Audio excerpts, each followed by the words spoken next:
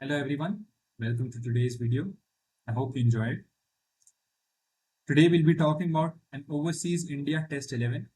So basically we'll be making a team of overseas touring players that have played test matches in India, and we'll try to make a team that can challenge, the best of Indian sides on Indian wickets. So yeah, let's get on with it. Firstly, I wanted to talk about a rule that I'm applying. Only players who debuted after World War II will be considered. So players like Donna Brandon, Sydney Barnes, they miss out. And the reason for this is I think, the game has changed so much, our sport has changed so much that it is very difficult to compare somebody batting in the 1800s or the first half of the 1900s to some of the modern players. The game has undergone so much change that I find it really difficult to compare two players from different eras. I mean, it is difficult still, considering players who debuted, let's say, in 1950 to somebody who has debuted in 2020. But this 70-year period does make it challenging, but I could not make it more challenging for me. So that is why this rule is there. And let us start now. For my openers, I'm going in with Alistair Cook and Matthew Hayden. Alistair Cook, he had 1,235 runs at a healthy average of 51.45. And Matthew Hayden, he's not 1,000 runs as well, averaging very similar to Alistair Cook with 51.35. And the first thing that comes up to you is the difference in strike rate. Matthew Hayden, obviously someone who wanted to dominate the game from the get go, and and Alistair Cook, somebody who could play for as long as required. He had a very solid technique against the spinners as well as the pacers. So it's contrasting styles, but both very effective in India. One of the problems that I can see here, I actually had other openers in my mind, but one of the problems here is that both of them are left-handers. But to counter that, as an argument that I can give you for to counter that critique, is that Matthew Hayden, he was a very powerful sweeper of the ball, and someone that can really upset the bowling rhythm, upset the bowler from, he can really deviate a bowler's length, and that good length area where which troubles a left-hander most from an off spinner. I think Matthew Hayden can really attack that length really well. So yeah, I wanted a sweeper in, and I've got one in Matthew Hayden. So I'll be looking for more sweepers in this team in the middle order, as you'll see. But for now, we'll move forward. We move on to the top order. At number 3, I have Yunus Khan in my team, and at number 4, I have Joe Root from England. Both of them, their numbers, they really great numbers for touring players. Yunus Khan with 768 runs, and then Joe Root with north of 1,200 as well. So brilliant numbers. Joe Root again, a brilliant sweeper of the ball. He's played a lot of innings wherein he's won the match single-handedly for England in India. And yeah, so basically Joe Root, and baseball the baseball things that you can see in his batting, I really appreciate that as well in this team. All the reverse sweeps and the shuffle. They can really gel very well with the rest of my batting lineup. One more thing I wanted to add about Joe Root is his ability to get off strike. I think with the kind of players I have around him, that would be a very good ability to have. Get the first 15-20 runs without breaking a sweat. And as for Yunus Khan, yes, he has played a little bit lesser in India as compared to some of the other players. But his record in Pakistan, in the UAE, and in Sri Lanka, you can make out that he's one of the best players, one of the best batsmen ever to play spin. So I think Yunus Khan and his numbers justify his place very well. One number that did come up in my mind initially, and one of the most non-negotiables I thought, but when I dive deeper into his numbers, his record in India did not be as good as I thought it would be. And we'll be talking about other players later after we've talked about the initial 11 players who missed out by a very narrow margin, because when you're talking about an all-time great team, you can really nitpick greatness at that level. So we'll be talking about the player that and you'll know when we'll be talking about him. So we'll keep that conversation for later. So now we move on to number 5 and number 6. At number 5, I have Mahela Jayawardene. At number 6, I have the great Sir Garfield Sobers. Jayawardene 628 at 62.8. Sobers 899 and 99.8. Like he averaged 100. What can you say about him? Like the words really can't do justice to what he has done. One of the greatest player, I think, and he gives you the added benefit of like a lot of flexibility in your bowling lineup if you have Sobers in. He gives you left arm orthodox. He covers that left arm Chinaman angle as well. He can open the bowling, with his left arm swingers. So Gary Sobers, I think, at number 6 was, he's instrumental to the side, and he can really transform this team with his all-round abilities. And number 5, Mahela Jayawardene, a brilliant player of spin. He had the second most number of runs in Asia, and he did that with a very healthy average of 62.8, particularly in India.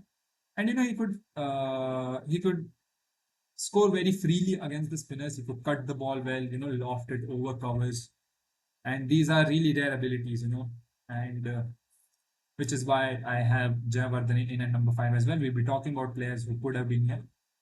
And now we move on to the wicketkeeper.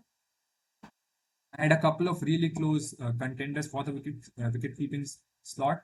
I am going in with the Zimbabwean Andy Flower, and he averaged 117. And to be honest, like I did say that two players were very close. The other one, he's a great of the game as well, but this record of 117, it was not really as tough for me to keep him here as well.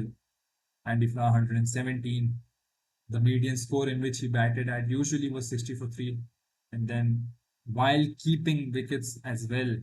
And to add to that, you're playing for a relatively weaker side, who's always in some form of pressure.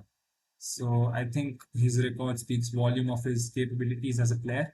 I rate him very highly. He has 300s in India to show for his average of 117. And he's got healthy amount of runs as well, 820. He's a brilliant player. Like Andy Flower was a brilliant player. I do have 3 southpaws in my top 7, but I'm not going. I have 4 southpaws. I beg your pardon, but I'm not going to look too much into it because I have, like I talked about, having spinners particularly to tackle that issue. I have sweepers to tackle that issue. I beg your pardon. I'm not like this does not negotiate the problem entirely, but that is the best justification that I have for you here. So now we'll talk about the 3 spinners in my side. I did a lot of chopping and a lot of changing for my spinners. You can see their numbers here as well. They're in the order of their appearance. So at number 8, number 9, and number 10. Basically, I'm not going to be too dogmatic about my batting order. Someday Sobers can come in at 7, Flower can come in at 6, because Sobers is better suited to bat with the lower order because of his quicker batting. So I'm not going to be too dogmatic, but this is the broad structure. This is the raw structure of my batting lineup. So I have Richie Benaud, Nathan Lyon, and Saqlain Mushtaq from Pakistan. They all had brilliant. They've all had matches wherein they won the match for their country in India. So I did have a lot of other options as well. But I think this bowling lineup, covers all aspects of spin as much as I could, because Nathan Lyon gives you that overspin, that top spin, because of bowling in modern day Australia. And then Richie Benaud, he's the leg spinner in my team, and he gives it a lot of air, like many of the spinners used to do in his time. He's got terrific record against India. And then Saqlain Mushtaq, he's my mystery spinner. He can take the ball away, he can bring it back, and he's got a brilliant carom ball. And he troubled the best of Indian players in the 97 series. So yeah, he's got 2 10-fers in India as well. So I could not keep him out, despite of the fact that he has a lower count of wickets, but 2 10-fers in 3 matches, I think phenomenally. If he played more, he would have had an even better record in India. And as for Nathan Lyon, he's been coming to India for a very long time, and he's gotten better with age. So I think it is a little bit more about understanding the Asian wickets, and he's getting better with age in Asia specifically. So yes, this is my 3-man bowling lineup. You can add a 4th in the form of Sobers, who can give you the left arm orthodox that I am missing here. I did have a left arm orthodox in this team at some point of time, a specialist left arm orthodox bowler, but we'll be talking about him more later in this video. So now we move on to my pacer. I'm going in with only one specialist pacer. I'm hoping that Sobers can hold his own against the opening batsman, and I know he can. He used to do it a lot for the West Indies back in the day. So Sobers is going to open the bowling with Courtney Walsh. He has an average of 18.55 in India, which is fantastic, especially for a fast bowler. You know, you do need that some X factor to be able to be so successful in the subcontinent wicket.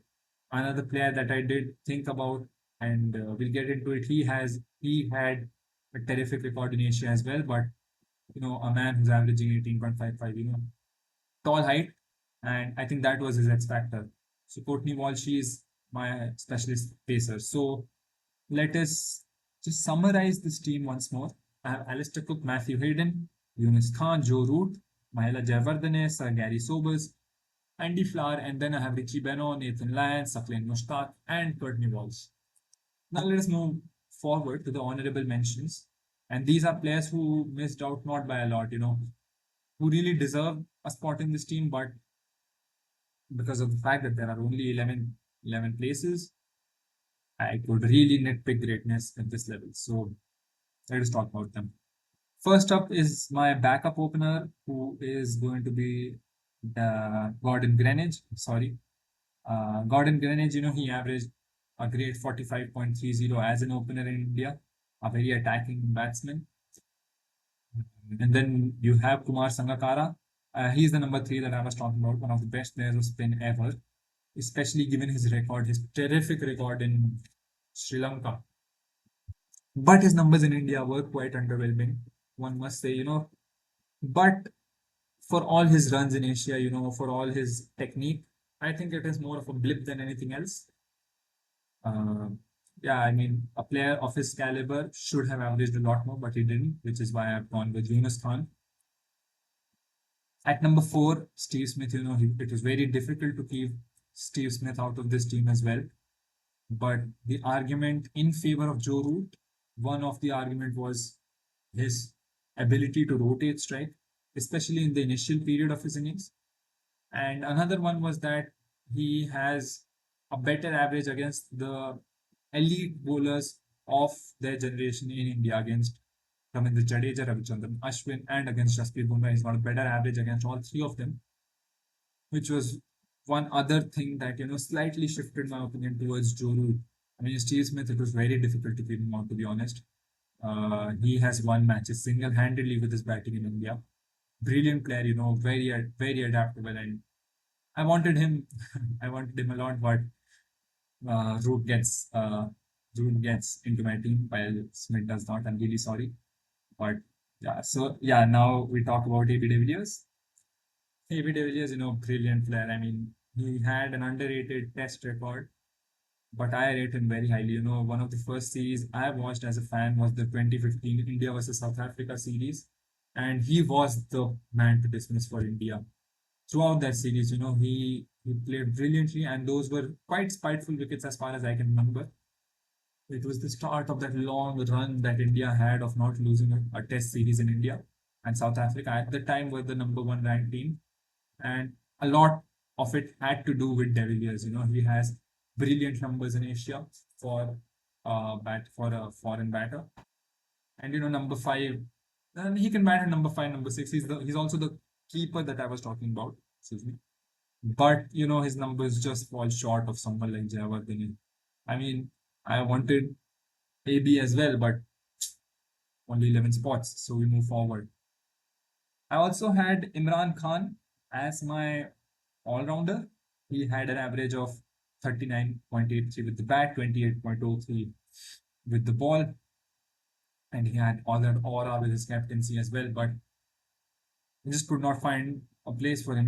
He can play in for Curtly. I mean, I don't have much of an issue there, but Curtly, he averaged 18.55. And the same argument goes against Steyn as well. Steyn, he had a brilliant match in Nagpur. He was a brilliant exponent of reverse swing, on more than one occasions, he troubled India, especially India, with his reverse swing, and he was fundamental to South Africa's dominance in overseas tests for a very long period of time. His record speaks for himself. 26 wickets at an average of 21.38. He deserves a spot, I agree, but Courtney Walsh, I think, was the better pick overall given the team and given everything. So now we move forward with the spinners, the backup spinners, Graham Swan and Derek Underwood. Derek Underwood, I had him for a very long time. He gives you that left arm angle. One more player I looked at was Rangana Herath, but he did not have brilliant numbers in India. His numbers were quite middling. I think he had an average of 54 point something. So could not really make strong argument for him. Not a lot of matches in as well. But as for Graham Swan, he was obviously part of the England team that defeated India in 2012, and he outperformed all the Indian spinners there. So, brilliant spinner. I do look up to him as an off spinner myself, but he's out of my team. He had beautiful drift and a really gifted bowler. But yeah, I've gone. One of the reasons I've gone in with Lyon is also the fact that he has 56 wickets. That is like double the amount of wickets that Swan has.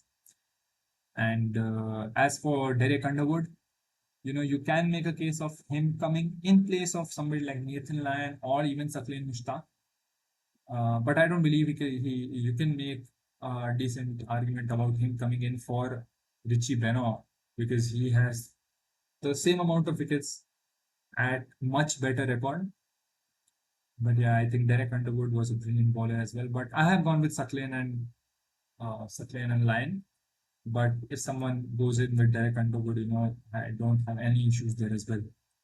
So lastly, thank you all for watching, and do let me know what your opinions on this team are. Whatever changes you would make to this team, and basically, what arguments do you think I should have weighed in a lot more than the ones I have? But I believe selection is a subjective job. Whatever you say, might be the right choice for you, or the team that I have chosen is the best one for me. And I keep going back to it. Like I can still, keep in Steve Smith over Joe Root. You're really nitpicking at this level.